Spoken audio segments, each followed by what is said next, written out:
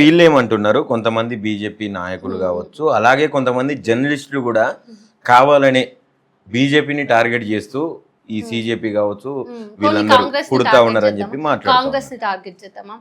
Neat paper leak చేసింది కాంగ్రెస్ అయితే కాంగ్రెస్ ని టార్గెట్ చేసేవాళ్ళం. పోనీ అధికారంలో కేంద్రంలో అధికారంలో కాంగ్రెస్ ఉంటే కాంగ్రెస్ ని టార్గెట్ చేసేవాళ్ళం, లేకపోతే కమ్యూనిస్ట్ పార్టీ ఉంటే కమ్యూనిస్ట్ పార్టీని టార్గెట్ చేసేవాళ్ళం. ఎందుకు? ఇప్పుడు సిజేఐ చేసినటువంటి వ్యాఖ్యలు ప్రభుత్వాన్ని వెనకేసుకొస్తున్నట్టుగా ఉన్నాయి. ఆ ప్రభుత్వం బీజేపీ అయినప్పుడు బీజేపీనే క్వశ్చన్ చేసి, పోనీ ఇప్పుడు కాంగ్రెస్ ని రాహుల్ గాంధీని చీల్చి చెండాడుదాం మనం రండి. రాహుల్ గాంధీ దగ్గరకు పోదాం, వాళ్ళ ఇంటి ముందర కూర్చొని ధర్నా చేసి రాహుల్ గాంధీని పొట్టు తీడదాం, దిష్టి బొమ్మల్ని దహనం చేద్దాం. అది ఏమన్నా is that makes any sense? కాదు కదా. అయితే అందులో మొన్న జరిగినటువంటి జంతర్ మంతర్ దగ్గర జరిగినటువంటి ధర్నాలో కొన్ని స్లోగన్స్ వ్యక్తిగతంగా వినబడ్డాయి అని చెప్పి కొన్ని వీడియోస్ వచ్చినాయి.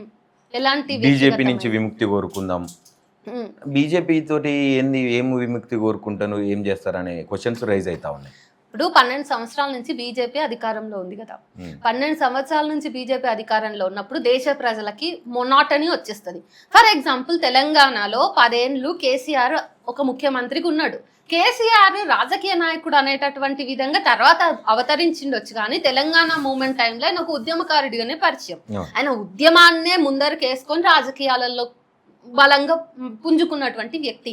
కానీ 10 ఏళ్ల తర్వాత నేను తెలంగాణ జాతి పితని అని చెప్పేసి చెప్పుకున్న కేసీఆర్ని కూడా ఇదే తెలంగాణ ప్రజలు ఓడగొట్టిండ్రు. ఎందుకు? మొనాటనీ వచ్చేస్తుంది, చేంజ్ కావాలి. బీజేపీ వచ్చినాక ఎన్నో అవకతవకలు అవుతున్నాయి. పాజిటివ్స్ ఒక్కటైనా చెప్దామంటే ఏం గుర్తొస్తుంది?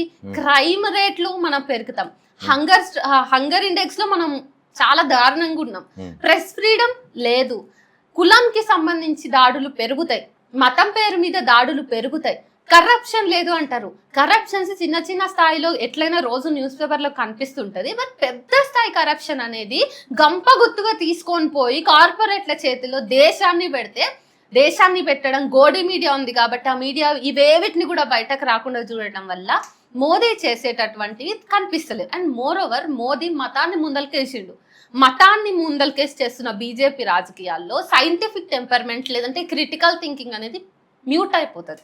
బ్రెయిన్ పనిచేయదు, లాజిక్స్ పనిచేయవు, కేవలం మనకి మతం అదొక ఎమోషనల్ ట్రాజెడీలో పడిపోతాం.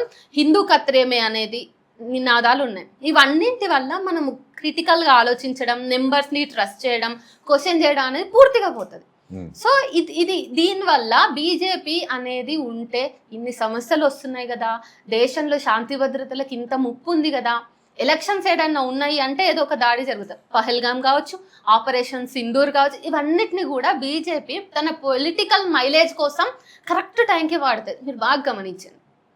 నెక్స్ట్ ఏదైనా ఎలక్షన్స్ ఉన్నాయంటే ఖచ్చితంగా బార్డర్స్ దగ్గర ఏదో ఒక ఇష్యూ అవుతుంది, ఏదో ఒకటి. సో ఈ దేశభక్తిని కూడా బీజేపీ చేస్తున్నదా? దాడులకు బీజేపీ సంబంధం ఉంటుంది.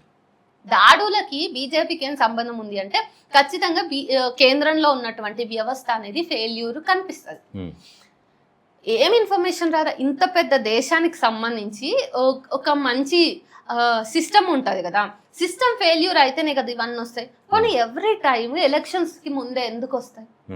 ఇప్పుడు ప్రతి చిన్నదానికి బీజేపీతోని ముడిపెట్టి ఇది మోడీ ఫెయిల్యూరు, బీజేపీ ఫెయిల్యూర్ అన్న కరెక్టేనా? అఫ్ కోర్స్ కరెక్టే. ఇంకెవరిని అనాలి చెప్పండి? కాంగ్రెస్ అనలేం కదా. కాంగ్రెస్ ఉన్నప్పుడు ఏమన్నా సైలెంట్ గా ఉంటామా? మనం అధికారంలో ఎవరు ఉంటే వాళ్ళనే అంటాము, అది వాళ్ళ బాధ్యత కూడా. నేను విమర్శలకి తావు లేకుండా ఉంటా అంటే ఆ విమర్శలు రాకుండా చూసుకోవాలి, అట్లా పాలించును. మోడీ తప్పులను ఎత్తి చూపుతున్నారు, మోడీ వైఫల్యాలను వివరిస్తా ఉన్నారు. మరి మోడీ చేసిన మంచిని కూడా అదే పెద్ద ఎత్తున అంతే ఎత్తున మీరు ప్రజలకు చెప్పాల్సిన అవసరం లేదు. ఇప్పుడు మోదీ చేసినటువంటి మంచి కంటే చెడుయే ఎక్కువ ఉన్నప్పుడు, ఆయన చేసే చర్యల్లోనే అంత మార్పు ఉన్నప్పుడు, ఆయన సెలెక్టివ్ గా అంత చెడు చేస్తున్నప్పుడు, రేపటి భవిష్యత్తే అంధకారంలో ఉంది అని అనిపిస్తున్నప్పుడు, నేను మోదీ చేసినటువంటి మంచి విషయాల నేను నిరంతరమైన చేస్తున్న చెడు విషయాల్ని వాటి మీద ఫైట్ చేయడం, వాటి గురించి ప్రజలకు అవగాహన కల్పించడం మీద నేను కేంద్రీకృతం అవ్వాల్సి వస్తుంది. నాకు ఈ బాధ్యతను మోదీ ఇచ్చిండు, మోదీ అట్లా చేయబట్టే నేను ఇట్లా చేస్తున్నా. మరి నేను ఆల్రెడీ ఇందులో ఎంగేజ్ అయి ఉన్నప్పుడు ఆయన చేసిన మంచి మోడీని కారణ జన్ముడు అని చెప్పి పూజించేటటువంటి చాలా మంది భక్తులు ఉన్నారు. భక్తులు వాళ్ళ మూర్ఖత్వం వల్ల, వాళ్ళ మూఢభక్తి వల్లనే దేశం ఇట్లా ఏడుస్తుంది అని నేనంట. వాళ్ళు ఒక్కసారి వాళ్ళ భక్తిని తీసి పక్కకెట్టి రాముడి దగ్గరనే అంటే దైవభక్తి నాపి రాజకీయ నాయకుడిని కానీ చూసినప్పుడు వాళ్ళ భవిష్యత్తు మారుతుంది, వాళ్ళతో పాటు దేశం భవిష్యత్తు, నా భవిష్యత్తు మారుతుంది. వాళ్ళు ఎంతసేపు మోదీ దేవుడు అయినప్పుడు మోదీ రేప్ చేస్తే కూడా వాళ్ళకి మంచిదే అని అనుకుంటారు. వాళ్ళు చేస్తాడు అట్లా, ఆయన చేయకపోవచ్చు, కానీ ఆయన అధికారంలో ఉన్న తర్వాత ఎంతమంది రేపిస్టులు తయారైండ్రు, ఎంతమంది రేపిస్టులకు సన్మానాలు చేసింది బీజేపీ. మీరు ఎట్లా మాట్లాడుతున్నారు? ఇంతకు ముందు ఉన్న గవర్నమెంట్లలో ఎప్పుడు కూడా ఈ రేపులు కావచ్చు, మర్డర్లు, మానభంగాలు, ఇవన్నీ ఏ క్రైమ్ రేట్ అనేది అసలు 0% ఉండే. మోడీ వచ్చిన తర్వాతనే ఇవన్నీ కూడా ఇట్లా చెలరేగుతున్నాయి అనే రీతిలో మాట్లాడుతున్నారు. అప్పుడు లెఫ్ట్ ఫ్యాబ్రిక్ లేదా, అప్పుడు రేషనల్ థింకర్స్ లేరా, కాంగ్రెస్ ఉన్నప్పుడు విమర్శలు చేసిన వాళ్ళు లేరా, కాంగ్రెస్ ఉన్నప్పుడు కూడా నిర్బంధం ఉంది. కాంగ్రెస్ ఉన్నప్పుడే కదా యూఏపీ కేసులు ఎక్కువ ఉండటం, వాళ్ళు ఇంట్రడ్యూస్ చేయటం.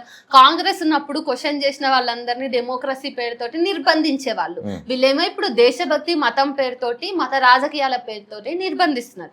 కాంగ్రెస్, బీజేపీ రెండు కూడా ఒక కాయిన్ కి రెండు ఫేసెస్. సో వీటిని విడదీయలేం మనం. ఇంకా చెప్పాలంటే ఇప్పుడు సోర్సెస్ అడుగుతారు కొంతమంది పిచ్చి వాళ్ళు. కాకపోతే విషయం ఏంటి, ఈ కాంగ్రెస్ బీజేపీ అనుబంధం ఎట్లా ఉంటది అంటే, 2 టర్మ్స్ నేను పాలిస్తారా, తర్వాత 2 టర్మ్స్ నువ్వు పాలించరా.